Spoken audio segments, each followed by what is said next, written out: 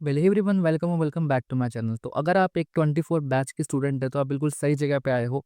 जो हम सीरीज चलाने वाले हैं उसमें आपके जो भी बीएमएस के 5 सब्जेक्ट है, आपको पता चल चुका होगा। अब आपके 3 महीने के अराउंड आपके हर कॉलेज में आपके यूनिवर्सिटी प्रॉफ एग्जाम होने वाले हैं। लेकिन अगर आपने इतना नहीं पढ़ा है या आपने नीट की तैयारी करी थी, आपका पार्शियल ड्रॉप था, तो आपने इतना कुछ नहीं पढ़ा होगा, आपको अभी श्योरिटी नहीं आ रही है क्या मैं पास हो भी पाऊंगा कि नहीं हो पाऊंगा। या आपने अगर पूरे साल भर पढ़ाई भी करी है लेकिन फिर भी आप डाउट में रहोगे क्या मेरी केटी ना आ जाए, मेरी बैक ना लग जाए। तो इस वीडियो में हम संहिता अध्ययन को कंप्लीट देखने वाले हैं कि संहिता अध्ययन में आपको कैसे पास होना है, क्या आपकी लास्ट डे स्ट्रैटेजीज रहनी चाहिए, क्या चैप्टर आपको छोड़ने हैं, with proof with marking scheme. मैं आपको आपके ही एनसीआईज्म के जो सिलेबस है आपके पास पढ़ा हुआ उसके थ्रू ही मैं आपको बताऊंगा कि आपको कौन से चैप्टर करने हैं, कौन से चैप्टर की आपकी हाई वेटेज है, कौन से चैप्टर आपको बिल्कुल भी नहीं करने हैं। विद प्रूफ मैं आपको बताऊंगा। तो आप बिल्कुल सही जगह पे आए हो। इस वीडियो में हम संहिता को देखने वाले हैं। अगर आपको ये वीडियो अच्छी लगे, आपको वैल्यूएबल लगे, तो चैनल को सब्सक्राइब कर देना, क्योंकि आगे आपको और सब्जेक्ट की वीडियो भी आपको देखने को मिलेगी। तो स्टार्ट करते हैं अपनी संहिता अध्ययन के बारे में। सबसे पहले अब तक आपको पता चल चुका होगा कि जो आपका संहिता अध्ययन है, संहिता अध्ययन जो उसका सब्जेक्ट है उसमें सबसे ज़्यादा केटी लगती है सेकंड नंबर पे। फर्स्ट नंबर पे कौन सा है अब तक आपको याद हो चुका होगा, सीनियर से पता चल चुका होगा। फर्स्ट नंबर पे रचना शेर पे सबसे ज़्यादा केटी लगती है किसी भी कॉलेज में अगर लगती है तो। और सेकंड नंबर पे संहिता में सबसे ज़्यादा केटी आपको देखने को मिलती है। तो इस सब्जेक्ट को सीरियसली लेना पड़ेगा आपको, आप ऐसे लाइटली नहीं ले सकते, ठीक है। तो संहिता अध्ययन में आपका एक पेपर होता है और आपका एक प्रैक्टिकल होता है। 75 मार्क्स का आपका वाइवा होता है, 15 नंबर का आपका इंटरनल होता है और 10 नंबर आपके फ्री के इलेक्टिव के मिलते हैं। तो अगर आप अच्छे से थ्योरी पढ़ लोगे तो आपका वाइवा भी निकल जाएगा, प्रैक्टिकल में आपको कोई भी दिक्कत देखने को नहीं मिलेगी। मेन आपका थ्योरी में दिक्कत है। देखो बाकी सब्जेक्ट के तो दो दो आपको पेपर देखने को मिलते हैं, रचना में 2 पेपर है, क्रिया में 2 पेपर है।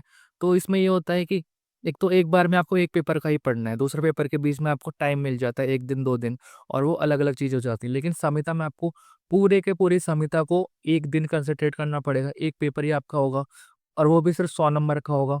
मतलब आप एक एसएक्यू और एक एलएक्यू भी आपके पास और फेल को चेंज कर सकता है, ठीक है। तो संहिता में आपके अष्टांग में 15 चैप्टर होते हैं और चरक में 12 चैप्टर होते हैं, लेकिन दोनों की जो वेटेज है वो सेम है। ये भी 50 मार्क्स का है और ये भी 50 मार्क्स का है। तो चरक के 12 चैप्टर 50 मार्क्स बना रहे हैं और अष्टांग के 15 चैप्टर 50 मार्क्स बना रहे हैं। तो अब इससे जो चरक के चैप्टर से उनकी वेटेज मार्क्स वाइज ज़्यादा हो गई, ठीक है। तो आपके 27 चैप्टर आपके टोटल होंगे, 15 प्लस 12। लेकिन इन 27 चैप्टर में से जो आपके एस ए क्यू और एल ए क्यू हैं वो तो 12 ही हैं।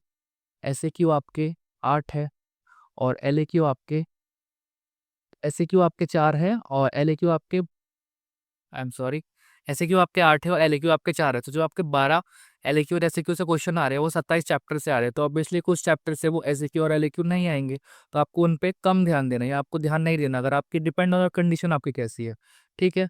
तो आपको सारे चैप्टर पढ़ने की जरूरत नहीं है। आगे देखते हैं कौन कौन से आपको नहीं पढ़ने। जैसे ये आपका एनसीईआरटी का सिलेबस है, इसे डिकोड करना सीख जाओ, अभी भी काम आएगा, अगली ईयर भी काम आएगा और थर्ड प्रॉफ में भी काम आएगा।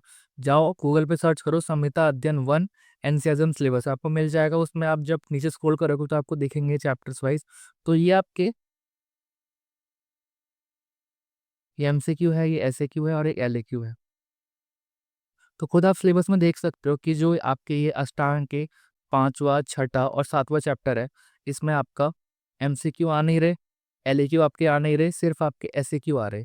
सेम वैसे चरक में आप देख सकते हो 2 3 और 4 में ना एमसीक्यू ना एलएक्यू, सिर्फ और सिर्फ एसएक्यू। तो एक बात तो इनकी कम इंपॉर्टेंस हो गई, सिर्फ इससे एसएक्यू आपको देखने को मिलेंगे।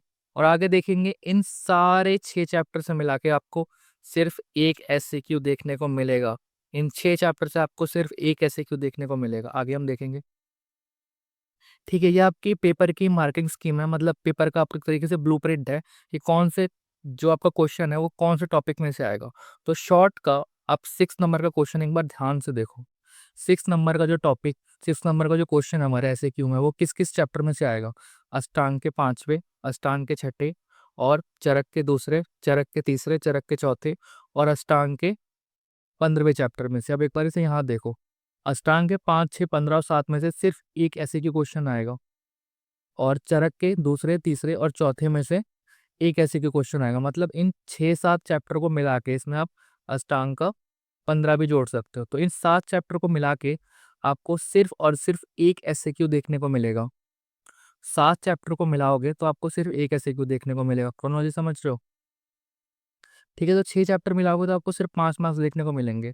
और इनका कंटेंट की बात करूँ, मैं नहीं बोलूँगा एक बार जाके अपनी बुक का इंडेक्स खोलना, इनके कंटेंट देखना एक बार कि इनमें पेजेस कितने हैं, आपको पता चलेगा इतने ज़्यादा बड़े चैप्टर हैं ये कि आपकी हाफ ऑफ संहिता आप कवर कर लोगे। इतना सिलेबस इन सिर्फ एक क्वेश्चन का कंटेंट है, तो बिल्कुल भी आपको इसे नहीं पढ़ना है। ठीक है, और एक चैप्टर देखेंगे, अष्टांग का जो 15 चैप्टर है वो पता नहीं क्यों है, इसमें से ना एमसीक्यू आता है, ना एसएक्यू आता है और ना एलएक्यू आता है, तो इसकी कोई भी एग्जिस्टेंस तो है नहीं। ठीक है, तो आपके 6 और 7 चैप्टर क्लियर हो गए, इसमें से कुछ भी नहीं आ रहा। ठीक है, तो बात करते हैं कौन से चैप्टर आपको फॉर श्योर लीव करने हैं। तो ये वाले चैप्टर जो आपको फॉर श्योर लीव करने हैं वो कौन कौन से हैं? अष्टांग का 5वां, छठा, 7वां और चैप्टर 15, और चरक का दूसरा, तीसरा, चौथा। और ये चैप्टर बहुत बड़े हैं, जब मैं बोल रहा हूँ लिटरली बहुत ही बड़े चैप्टर है। अब एक बार कैरोन इंडेक्स देखना, तो सिलेबस वाइज अगर देखें तो आपको 50% ही बना देंगे, लेकिन मार्क्स वाइज देखें मात्र और मात्र 5%। तो इन चैप्टर को आपको बिल्कुल भी नहीं पढ़ना है, चाहे आप 18 महीने से पढ़ रहे हो, शुरू से पढ़ रहे हो, फिर भी मेरी माना तो इन चैप्टर को मत पढ़ो। आप जो फोकस है बाकी चीज़ों में दो। 95 मार्क्स जो हैं आपके, उन पे फोकस करो। इन 5 मार्क्स के पीछे क्यों भाग रहे हो? आपके अच्छे नंबर आएंगे और ज़्यादा। ठीक है, तो 27 चैप्टर आपके थे, अब आपके 20 चैप्टर हो चुके हैं। ठीक है, और बाकी और देखते हैं, ऐसे कुछ कॉन्सेप्ट भी है। और ऐसा इसमें कोई भी कॉन्सेप्ट नहीं है, ये जो मैं आपको चैप्टर छोड़ने को कह रहा हूँ 7 चैप्टर, ये ऐसा चैप्टर है, कंटेंट भी बहुत ज़्यादा है और इनके अंदर जो नॉलेज है, जो इनकी कॉन्सेप्ट है, वो आगे संविदा के चैप्टर में नहीं यूज होने वाले। ऐसा होता है ना कि इस चैप्टर में चलो बेसिक है तो मुझे छोड़ दोगे, लेकिन इसकी जो चीज़ें हैं वो आपको आगे देखने को मिलेगी। जैसे नीट में अगर आप बेसिक मैथ की वेटेज 0 है, लेकिन वो छोड़ के आपको काम नहीं चल सकता, वो चीज़ें आपको यूज देखने को मिलेगी। लेकिन इसका जो कंटेंट है वो कहीं भी आपको आगे देखने को नहीं मिलेगा। ठीक है, अब मैं बताता हूँ आपको आपकी संहिता के एसएक्यू और एलएक्यू कौन कौन चैप्टर में से आने वाले हैं। ये मैं बता रहा हूँ, लेकिन आपके यहाँ सिलेबस में लिखा पड़ा है, बस आपको डिकोड करना पड़ेगा। ठीक है, एसएक्यू की बात करें तो एसएक्यू का जो फर्स्ट क्वेश्चन है ये आपका अष्टांग के चैप्टर है या आपके चरक के चैप्टर है। तो एसएक्यू का जो फर्स्ट क्वेश्चन है वो आपका चैप्टर 1 में से आएगा या चैप्टर 9 और 10 चरक में से आएगा। ये इस टाइप से है कि एसएक्यू का ये क्वेश्चन है 1 2 3 4 5 6 7 8, और ये क्वेश्चन कौन कौन चैप्टर में से आएगा। तो चैप्टर 6 जो क्वेश्चन 6 है वो इन 6 चैप्टर में से आएगा, अभी हमने ऊपर देखा था। क्वेश्चन नंबर 2 है, वो इन चारों में से किसी में से भी आ सकता है, वो एग्जामिनर के ऊपर है, वो इसमें से भी दे सकता है, इसमें से भी दे सकता है, इसमें से भी दे सकता है, इसमें से भी दे सकता है। ठीक है, तो ये आपकी ब्लूप्रिंट टाइप है, आपके एग्जाम का डिट्टो यही फॉलो होता है। एनसीआईएम जो सिलेबस देता है सबको वही फॉलो करना पड़ता है। 99% केस में आपका डिट्टो यही रहेगा। 1% केस में वो एक ऐसे क्यू इधर उधर कर सकता है, पर वो बहुत एक्सेप्शनल केस है और उसे मान के भी चलो तो आपके 5 नंबर्स का ही लॉस होगा, वो भी इन केस अगर आपने वो पढ़ा ही नहीं हो या आपने कुछ लिखा ही नहीं हो। तो आपको इससे बिल्कुल भगवत गीता मान के चलना है। ठीक है, तो आप एलएक्यू भी देख सकते हो, एलएक्यू कौन में से आएगा, अष्टांग के चैप्टर 1 में से या चरक के चैप्टर 1 9 10 में से। अब आप अगर ध्यान से देखोगे तो कुछ चैप्टर आपको इंपॉर्टेंट दिख रहे होंगे, क्योंकि वो मैंने हाईलाइट कर रखे हैं। तो कैसे वो इंपॉर्टेंट है, देखो अष्टांग का अगर आप पहला, दूसरा, तीसरा और चौथा चैप्टर देखो, तो एक तो वो एसएक्यू में काफ़ी अच्छे से दिख रहे हैं हमको कि इसमें से एसएक्यू आएगा। दूसरी बात, इसके में से एलएक्यू भी आएगा, तो क्यों ना उन पे ज़्यादा ध्यान दें जिसमें से एसएक्यू भी आ रहा है और जिसमें से एलएक्यू भी आ रहा है। सेम वैसे चरक की बात करें तो चरक का जो 12वां है, चरक का 1 है और चरक का जो 11वां है, इसमें से एसएक्यू भी देखने को मिल रहा है और एलएक्यू भी देखने को मिल रहा है। ठीक है, तो ये चैप्टर आपके इंपॉर्टेंट हो जाते हैं। और ये चैप्टर वैसे भी आपके इंपॉर्टेंट है, क्योंकि चरक जो अष्टांग का चैप्टर फर्स्ट है वो बेसिक ऑफ आयुर्वेद है, वो आपको पढ़ना ही पड़ेगा चाहे उसकी मार्क्स 0 हो। अष्टांग का जो दूसरा चैप्टर है दिनचर्या, वो आपका चरक में भी आएगा तो पढ़ना ही पड़ेगा। फिर आपका ऋतुचर्या चैप्टर 3 है, वो भी आपको चरक में पढ़ना है। तो एक तो इनका कंटेंट बहुत कम है, छोटे छोटे चैप्टर हैं, श्लोक श्लोक है, रट लो के बहुत आगे काम में आएंगे, बीएमएस में और भी काम आएंगे। दूसरी बात कि आपके एसएक्यू में भी आएंगे, एलएक्यू में भी आएंगे, इनकी वेटेज भी काफ़ी अच्छी है।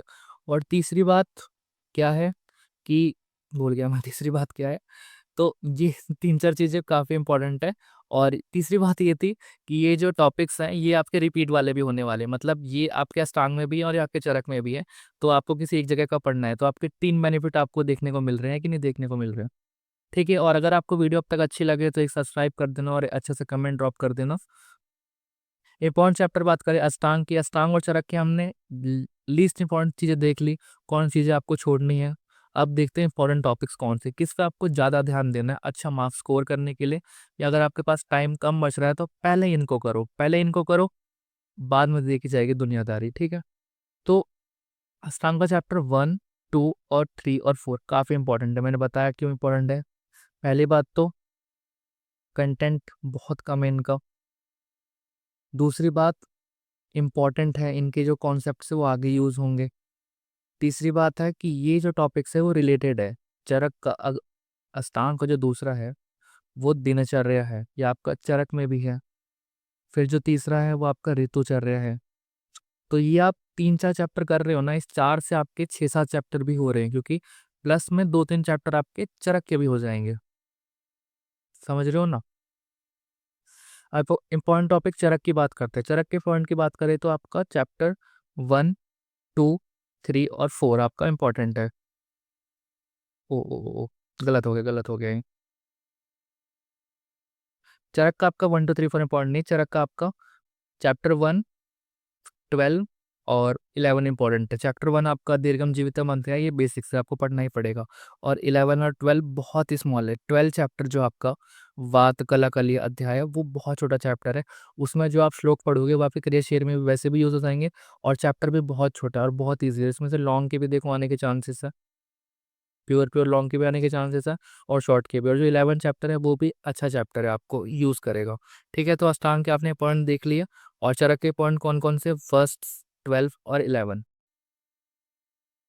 ठीक है, और मैं बता रहा था कि जो कॉन्सेप्ट यूज होने वाले हैं, जैसे ऋतुचर्या अगर आप पढ़ोगे तो ऋतुचर्या आपका अष्टांग के थर्ड में भी और चरक के सिक्स में भी है। तो एक जगह का पढ़ लो कि तो आपका 2 जगह का क्लियर हो रहा है, मतलब एक चैप्टर के काम से आपको 2 चैप्टर क्लियर हो रहे हैं, तो और टाइप आपका बच गया। वेग पढ़ो के अष्टांग में चौथे में, चरक के सातवें में, एक बार में क्लियर हो गया। वैसे माता क्षिति है, दिनचर्या, तो समझ रहे हो आप। और इसमें से आप जो दो दो चैप्टर हैं इसमें से आप किसी भी एक ऑथर का याद कर लो। जैसे अगर दिनचर्या है तो मैंने अष्टांग का पढ़ा था। अष्टांग का मैंने इसलिए पढ़ा क्योंकि मेरे को पर्सनली वाग्भट पसंद है थोड़ा ज़्यादा, और उसके जो श्लोक है काफ़ी अच्छे अच्छे, शॉर्ट शॉर्ट, कंसाइज और अच्छे लग रहे थे मेरे को पढ़ने में, और बहुत फॉर्म में भी दे रखा है। दिनचर्या जब आप अष्टांग का पढ़ोगे तो सबसे पहले आपको बताएंगे कि ब्रह्म मुहूर्त उत्तिष्ठामि स्वस्थ रक्षार्थ आयुष, सबसे पहले उठना है आपको। फिर सेकंड नंबर पे आपको शौच करना है, ऐसे कर करके फिर दंत धावन, देन जीवाने लेखन, इस टाइप से बहुत सीरीज में बता रखा है। तो दिनचर्या मैंने अष्टांग का पढ़ा। तो मैं आपको ये समझाना चाह रहा हूँ, किसी भी एक ऑथर को आप पकड़ोगे तो अच्छा रहेगा। लेकिन मैंने ऐसे नहीं पकड़ा, मैंने ऋतुचर्या फिर चरक की पढ़ी, क्योंकि मेरे को चरक की ऋतुचर्या अच्छी लगी। बाकी है दोनों की अच्छी। तो आपको श्लोक याद करने हैं हर चैप्टर के। कोई भी चैप्टर पढ़ो, श्लोक को आपको याद करने ही पड़ेंगे। किसी एक के याद कर लो, चाहे दिनचर्या आप चरक की करो या फिर उसकी करो, अगर वो टॉपिक अगर सेम है तो। ठीक है, और अगर आप चरक को प्रायोरिटी दोगे तो आपके लिए फायदेमंद होगी, क्योंकि सेकंड और थर्ड ईयर में आपको चरक ही पढ़ने वाले हो आगे जाके। अष्टांग आपको सिर्फ फर्स्ट ईयर में ही पढ़नी है, तो चरक से आप फेमिलियर हो जाओगे तो आपके लिए और अच्छा रहेगा। ठीक है, तो इस वीडियो का आपको फ़ायदा देखा। आपके 27 चैप्टर थे, 27 से मैंने आपके 20 कर दिए, और 20 से भी मैंने आपके 16 कर दिए, क्योंकि ये 4-5 चैप्टर आपके रिपीट ही हो रहे हैं। तो अगर आपको वीडियो अच्छी लगे चैनल को सब्सक्राइब कर देना, क्योंकि अब नेक्स्ट वीडियो में आपको बता देना आपको कौन से सब्जेक्ट के ऊपर वीडियो चाहिए। इस टाइप से आपको और वीडियो मिल जाएगी, ताकि आप बस फर्स्ट ईयर में पास हो जाओ कम पढ़ के। पूरे 18 महीने पढ़ने की ज़रूरत आपको, आप नहीं पढ़ पाए कोई दिक्कत नहीं, लास्ट के 3 महीने भी अगर आप शिद्दत से पढ़ोगे आराम से पास हो जाओगे। तो वीडियो अच्छी लगी चैनल को सब्सक्राइब कर देना।